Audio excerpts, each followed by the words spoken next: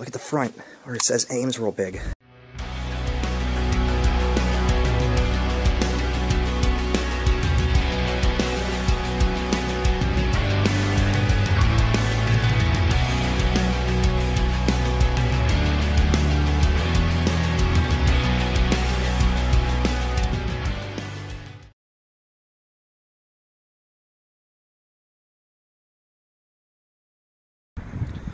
Hi everybody. Right now I'm in Cranberry Township, PA, and I'm not too far north of my home here in Pittsburgh. I am at Perkins Restaurant, a restaurant that I actually frequented a few times over the years. I thought their food was always pretty good here. The service was usually pretty good, but because of bankruptcy issues and the franchisee not paying, this place has closed, as well as a handful of Perkins in the western Pennsylvania and I think northeastern Ohio area. So, you know, I think about 25 or 26 locations are closed now.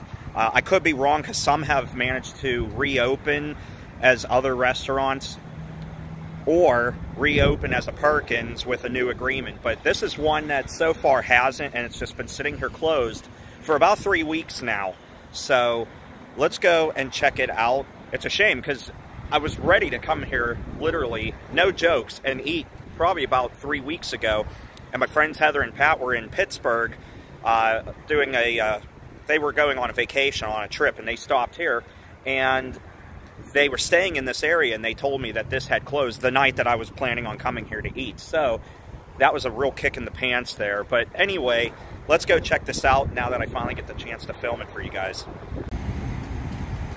Well, there you go, guys. Here is Perkins, Cranberry Township.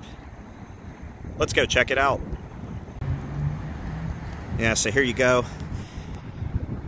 Again, I really like to come here to this location. It was clean, service was good, food tasted great. I really like their country fried steak biscuits. Like their breakfast that they would serve all day. It was pretty good. No, you can't really see much because this dining room has these windows here that secludes it from the rest of the restaurant. That's weird that that table's flipped upside down.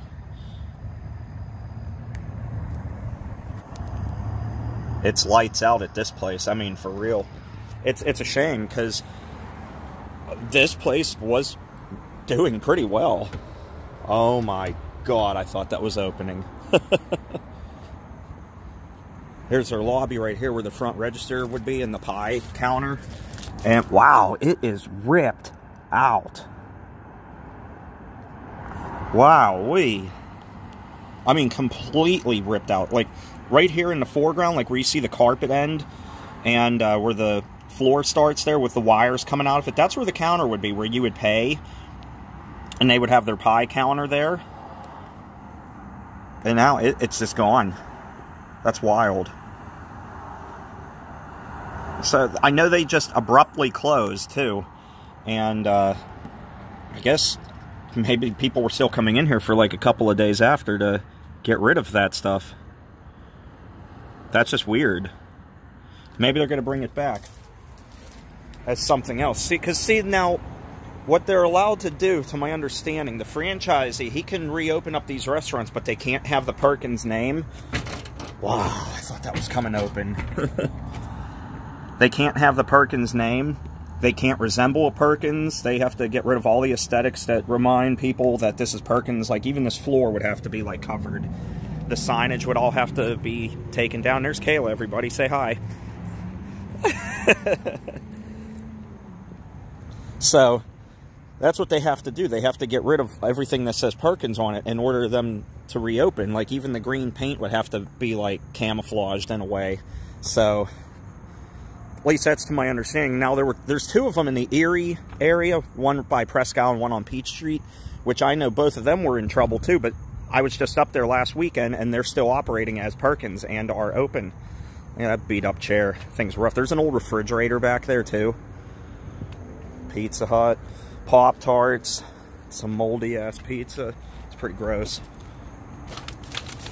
Picture frames. Anything good back here? Look at the picture of the lighthouse. That's cool.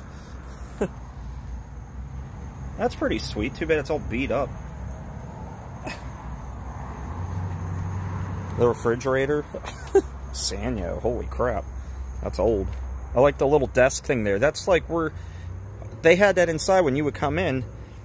The waitress or waiter would be there and ask you how many people, and then you tell them and they'd seat you. So that's cool. It's wild it's out here though. Nope.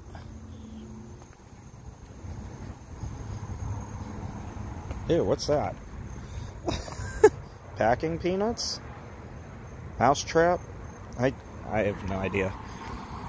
But yeah, since it's closed, now it seems to just be falling into disrepair. As you can see, the grass hasn't been cut here in about the time that it's closed. About 3 weeks, I'd say.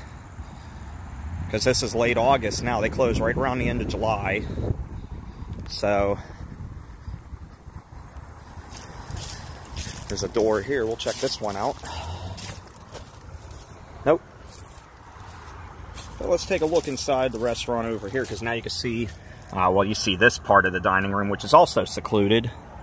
I forgot that they had that on both sides, but we'll go around to the front where you'll be able to see the whole thing then. So let's do that. Let's go up front.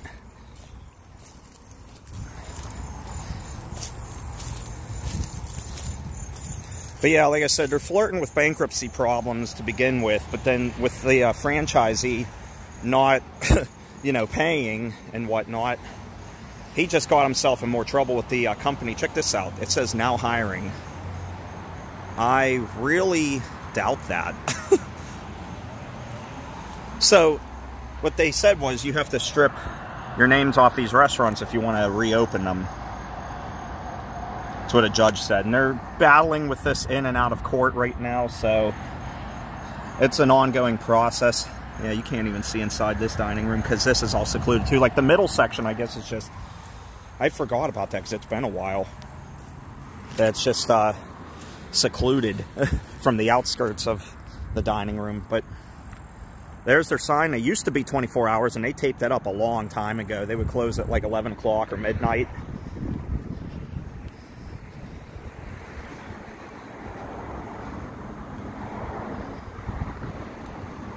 And we got some cars coming in. I wonder if they think it's open. Surprise, surprise.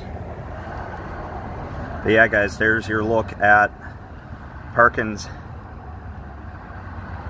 Who knows what will happen. If they fix things, they can reopen this as Perkins, but they have to pay up and fix whatever they got going on, and then they'd be okay. But if they don't, this is either just going to sit here to rot, or it'll have to be repurposed. They even took out the claw machine. Perkins was known for having games in here too. They would have like a claw machine, like a skill crane, you know, to win like stuffed animals and toys like that. And at this particular one, I actually won a few, because even though it's silly, I like trying to play them and win. It would have been right here on the other side of this doorway here. I know it's hard to see it, but like me pointing here, that's where it would have been. And then that's their kitchen back there, that door. But the counters being ripped out is just, that's mind-blowing. And that dining room there, that's where it goes upstairs in the middle. Yeah, a lot of good meals were ate here.